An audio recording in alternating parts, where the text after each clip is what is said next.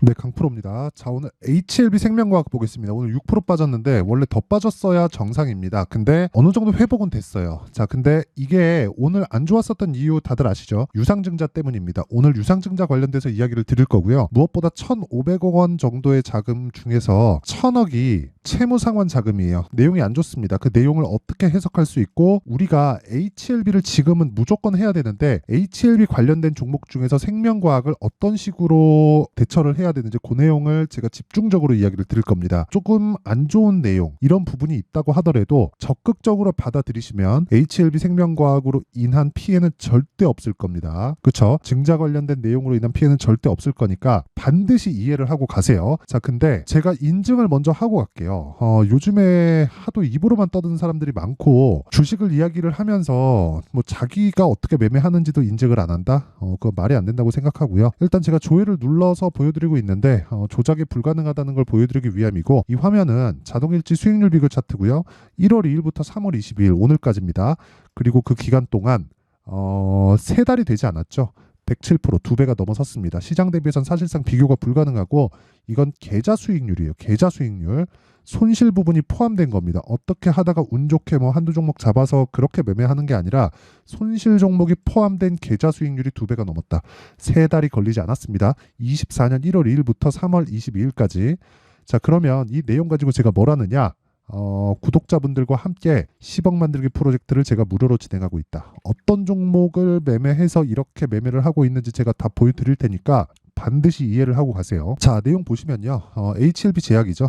투자주의가 붙어 있는데 단기간 많이 올랐기 때문에 당연히 투자주의가 붙는 건 너무 당연합니다. 근데 이렇게 보셔야 돼요. 제가 언제 샀는지 돌파 구간에 매수해서 이틀 동안 19%의 수익, 그리고 이날 찌라시가 돈 날인데 찌라시 돌고 나서 매수를 2번 더 했고, 그리고 나서 추가적으로 급등세, 오늘 유상증자가 있었는데도 불구하고, 그쵸, HLB 제약에서 한 건 아니죠. 사실상 보면 HLB 제약은 생명과학에 대한 지분도 없기 때문에 제일 그 영향이 없다고 볼 수 있습니다. 그쵸? 어쨌든 정확하게 돌파 구간에 공략한 결과 가장 큰 효율을 내고 있다. 그쵸? 그리고 이 내용은 무조건 돌파 구간에 매매했다는 게 핵심적인 내용이다. 그리고 그런 부분을 아까 전에 제가 소통방에서 다 공유를 드리고 있고요. 모든 종목이 다 장 시작 전에 진행이 됩니다. 그쵸? 그래서 내가 매매하기 어렵다 하시는 분들은요, 소통방으로 들어오면 되고 다 무료입니다. 자, 그리고 뭐 다른 종목을 보더라도 마찬가지예요. HLB를 보더라도 정확하게 제가 1월 달부터 공략한 내용이 있고 2월과 3월 초까지 매매를 하면서 HLB 쪽으로 너무 많은 자금이 들어가다 보니까 저도 무서울 수 있잖아요. 그래서 HLB 제약 쪽으로 이동을 한 겁니다. 근데 특이점은 HLB 생명과학을 같이 매매를 해오다가 제가 찌라시가 돈 날 이후로 HLB 생명과학에 대한 매매는 멈췄다는 점. 왜 그랬을까요? 가격이 달라서 그렇습니다. 시세가 유지되는 종목을 해야 되니까 그렇습니다. 이 부분을 반드시 기억을 하고 있었어야 돼요. 그렇죠? 앞으로 나올 모든 악재와 호재는 주가가 덜 올라가거나 아니면 떨어지는 걸로 인해서 가격적인 반영이 모두 됩니다. 그럼 우리가 올라가는 종목을 매매할 수 있는 타점에 대한 이해가 되었을 때 주식시장에서 꾸준히 나만의 수익 모델을 만들 수 있다. 자, 무슨 이야기냐면 무조건 돌파 구간에 매매를 하라는 거고, 돌파 구간에 매매를 한다 그래서 단타를 하라는 게 아닙니다. 스윙급의 종목으로 돌려야 되고, 그런 매매를 했을 때 자 보세요. 자람 테크놀로지 반도체죠.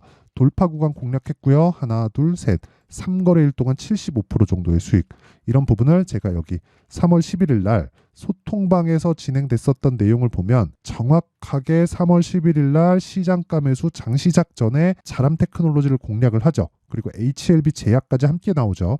이런 부분을 다 확인해 볼 수 있다. 그래서 매매하는 과정에서 내가 너무 어렵다 하시는 분들은 돈 안 받으니까 소통방에 들어오시고요. 무엇보다 채널 성장을 위해서 하는 거니까 구독과 좋아요 요거 눌러주시고요. 상단에 있는 전화번호로 10억이라고 문자 보내주시면 됩니다. 자, 그러면 어떤 류의 종목을 하는지 알았겠죠? 이 내용을 토대로 우리가 생명과학의 증자 관련돼서 한번 봅시다. 자, HLB 생명과학이 증자가 없었다면 생명과학도 매수를 할 수 있습니다. 그런데 제가 이쪽 구간 이후에 요날 13일인가 뭐 14일인가 아마 요 정도 돼요. 지난주니까. 지난주에 찌라시가 돌면서 시세가 한풀 꺾였습니다. 생명과학은. 그럼 생명과학은 뭐 하는 데죠? 리보세라님의 국내 판권을 가지고 있습니다. 그럼 제약은 뭐 하는 데죠? 해외 판권을 가지고 있어요. 이게 어떤 구조랑 비슷한지 이제 감이 오시죠? 셀트리온 제약, 셀트리온 헬스케어랑 비슷한 겁니다. 그렇죠?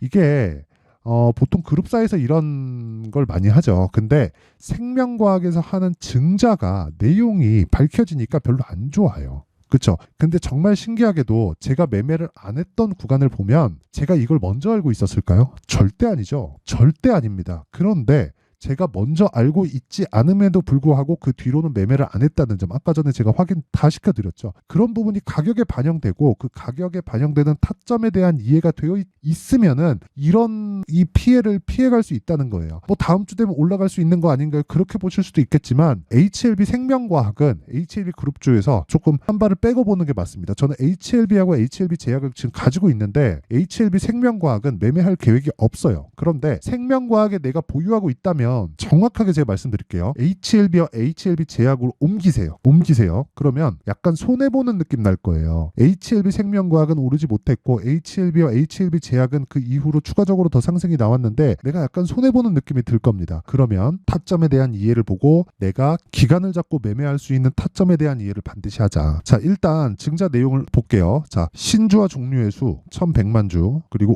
액면가액은 500원, 그리고 쭉 보면 이런 거 다 필요 없고요. 시설자금 60억, 그리고 운영자금 440억, 채무상환으로 1000억을 합니다. 그리고 기타 자금으로 150억 정도를 하는데 이거 뭐 규모에 비하면 크지 않고요. 이것도 뭐 그렇게 큰 편은 아니고요. 이쪽으로 많이 들어가면 생산 기지를 늘리는 건가? 뭐 그런 쪽으로 되면서 조금 긍정적으로 바라볼 수 있는데 채무상환 자금은 문제가 있다. 채무상환 자금 내용 자체가 좋지 않은 거예요. 그리고 생명과학에 대한 지분을 HLB에서 18% 정도 가지고 있습니다. 그러니까 그냥 계산하기 쉽게 20% 잡고 1,500억이면 300억 정도는 HLB에서 들어온다는 거예요. 진양건 회장이 이걸 생각하고 한 것 같아요. 약간의 양해를 구한 것 같은데 어쨌든 그렇다고 하더라도 내용은 좋지 않다. 무슨 얘기냐면 지금 상장 발행가, 예정 발행가가 아직까지 확정난 건 아니에요. 13,630원입니다. 그쵸? 아직까지 확정난 건 아니에요. 근데 일단 1,500억 정도의 자금은 조달이 가능하겠죠. 근데 그것에 대한 매물 부담이 있는 것도 사실이다. 그렇기 때문에 굳이 매물 부담이 발생한 데에서 우리는 놀 필요가 없다. 오늘 6% 정도 빠졌는데 그렇다고 하더라도 다음 주에 매매를 할 필요가 있어요. 팔라는 거고요. 그 판 자금을 HLB와 HLB 제약으로 이동하는 게 중요하다. 자, 그리고 제가 계속해서 이야기를 드린 내용이 있습니다. 주식시장은 미래가치를 반영하고 미래가치를 반영하는 과정에서 가격이 먼저 뜬다. 근데 HLB, 그쵸? HLB와, 자, 보세요. HLB와 HLB 생명과학이 이쪽 구간에서 그쵸? 이쪽 구간에서 가격대를 높여옴에도 불구하고 HLB 생명과학은 어때요? 어저께 반짝했지만 유상증자 이슈가 땅 터졌다. 그러니까 뭔가 있었다는 거예요. 약간 약한 움직임을 보였었는데 뭔가 있었다는 거예요. 그렇죠? 뭔가 있었다는 겁니다. 그러니까 세력들이 존재하긴 한다는 거예요. 근데 그 세력에 대한 의미 자체도 제가 이야기 드렸죠. 우리가 예전에 보던 뭐 명동에 누구누구 뭐 개별 세력들이 들어와서 움직일 수 있는 사이즈가 지금 시장에는 없습니다. 물론 그런 종목이 있겠지만 HLB 그룹주는 그런 정도의 사이즈가 아니다. 펀드 자금이 들어와서 하는 거고 그 펀드 자금에 대한 부분은요. 가면서 매집을 할 수밖에 없어요. 로스컷 비율이 무조건 정해 놓고 들어가기 때문에 이 관점에 대한 이해를 하셔야지만 종목을 이동할 수 있는 거예요. 이 부분 반드시 기억하세요. 그러려면 물론 타점이 중요하죠. 어쨌든 원리는 그렇습니다. 주식은 미래 가치를 가격이 반영한다. 즉 앞으로 좋아질 부분을 가격이 먼저 반영하면서 띄우는 것이기 때문에 그 띄우는 과정에서 우리는 매매를 진행하는 거예요. 매매를. 언제? 신고가 돌파 구간에.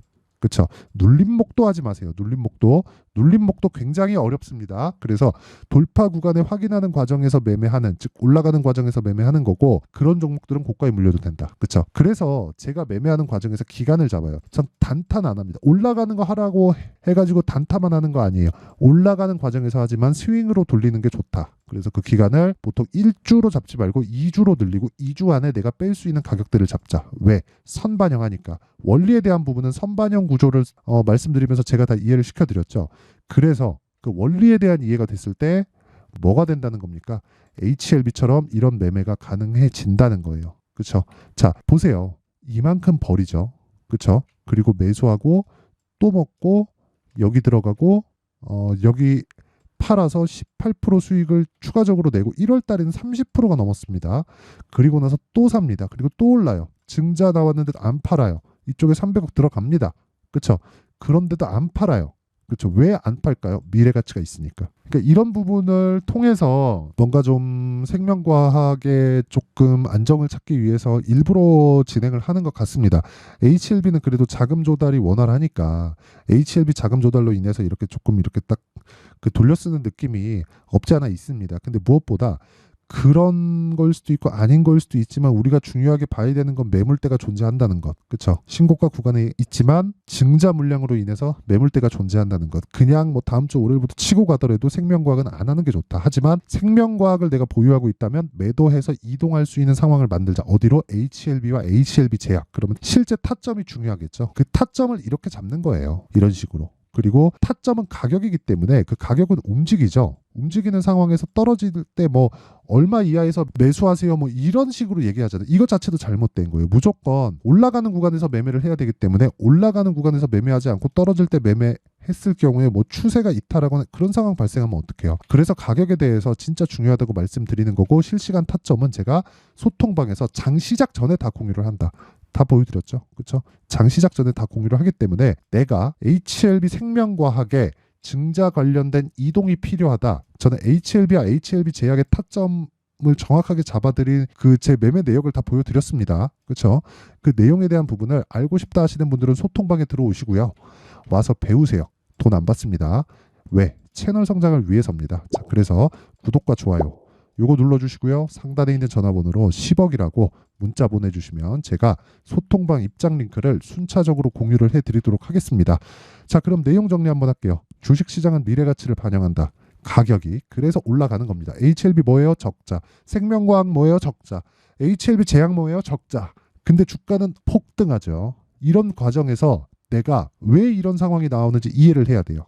선반영되기 때문이다. 그걸 지금까지 말씀드린 거고 그렇다면 우리는 올라가는 과정에서 뭘 해야 됩니까? 매매해야지. 그렇죠? 그러면 매매하는 타점의 첫 번째 구간이 신고가 돌파 구간이라는 거고 그걸 지금 상황에 대입해서 보면 지금 강한 신고가 종목이 4월달, 5월달에 주도주가 된다.